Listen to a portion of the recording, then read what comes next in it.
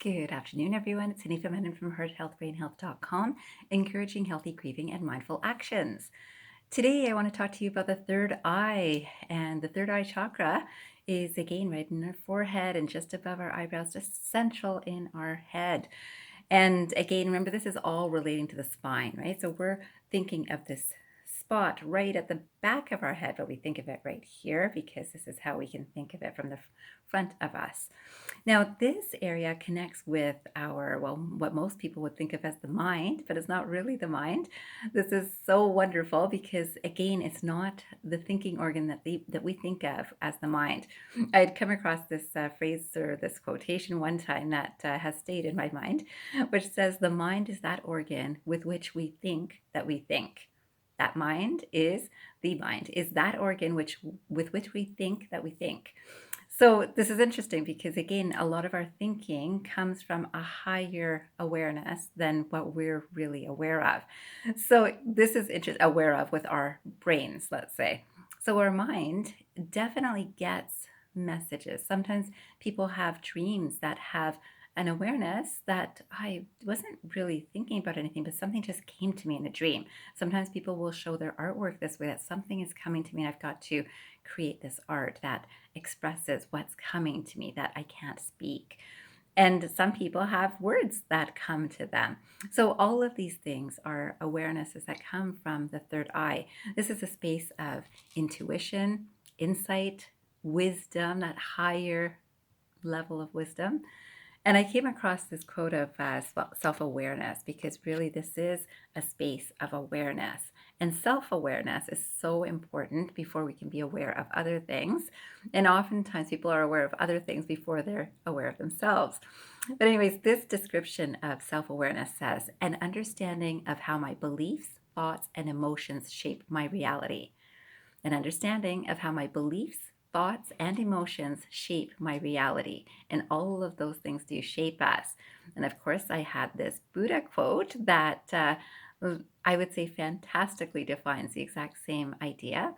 And he says, what you think, you become. What you feel, you attract. What you imagine, you create. So what you think, you become. So I think I can do this, and often you can. I think I cannot do this, and often you cannot. So all of these things come up in our minds, right? I think I can. So again, that self-awareness of, I think I can. Now, I think I can carry 5 pounds easy. I think I can't carry 100 pounds easy. But imagine if I was in an emergency and I think I need to save a person, I might suddenly be able to lift 100 pounds. And you might have heard of stories like this. Now, what you feel, you attract. I feel really good. And when I feel really good, I attract people that feel really good. When I don't feel so good, I attract people that don't feel so good. And what's interesting is it's not limited to people. So you will notice that when you're feeling good, good events happen to you, good experiences happen to you. You run into people who are having good experiences in their lives. You will run into life events that just make you feel even better, right? They make you feel more good. So you'll have thoughts that also feel good. And what you imagine, you create. So I'm imagining, if I'm a worrier, I'm imagining what could turn out not right in this situation, what could go wrong. And so many people have grown up with this idea of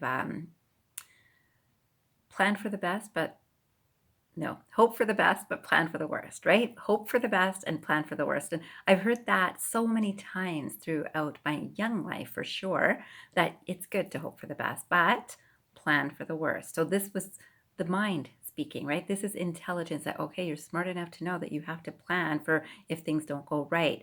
What happens is a lot of people get lost in that planning for the worst and what are all the not right things that can happen. And if this is you can think of various scenarios. Well, if this happens, then I'd have to do this. If this happens, I'd have to do this. And it's more related to what could go not right. When you can focus on the things that could go right, this moves you into imagination, like visualization. And visualization helps you create what you are imagining, right? So it's a matter of encouraging the mind to stay in a space of those hopes and desires rather than the fears and worries, right? So this takes some training. There is a third eye meditation that I came across, and it says, Be aware that your intuition is your ability to know, recognize, and sense all you need to enjoy a happy, balanced, and fulfilled life.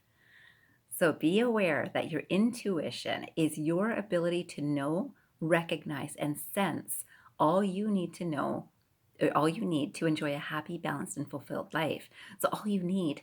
So oftentimes all we need is not very much. It's surprising because some people will say, I need this, I need this, I need this. No, we might want a lot of things. What we need is usually very little. So we need some joy, we need some happiness, we need some dreams, we need some hopes, we need some satisfaction, right? So this is really useful that our intuition can remind us about those things. Then I came across this beautiful quotation by Rachelle Chartrand. And this quotation says, know your purpose, feel it. When you go off the path, your intuition will guide you back on sometimes. Sometimes with a tickle, sometimes with a cattle prod. So I gotta remind you about this quotation again because I definitely agree with this. So it says, know your purpose, feel it. When you go off the path, your intuition will guide you back on, sometimes with a tickle, sometimes with a cattle prod. And this is so my experience that sometimes we get, I used to call it a tap on the shoulder, that Hanifa, maybe you should look at this. Hanifa, right? So that's sort of like little, I think of it as tap, but this one said tickle. And it's not always amusing. It might be something that we'd brush off, right? So a tickle we might brush off, right?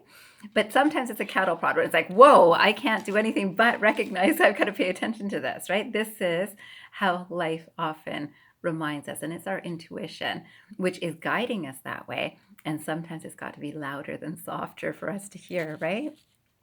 And finally, I want to leave you with this quotation. This is by Manly P. Hall.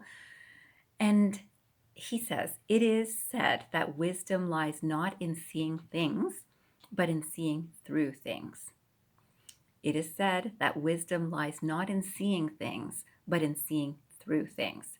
So sometimes when we are going through something really great in our lives, it's like, wow, this will be here forever.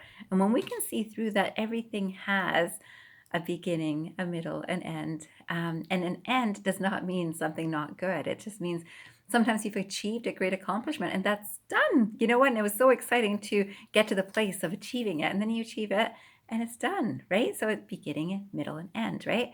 But that means that not good things have the same pattern. So if you're in a situation that's not so good, you can see through it to see that this too shall pass, right? This is not forever either. This will have a beginning, a middle, and an end. And so nice to be able to visualize in those times of the end of something that's not good.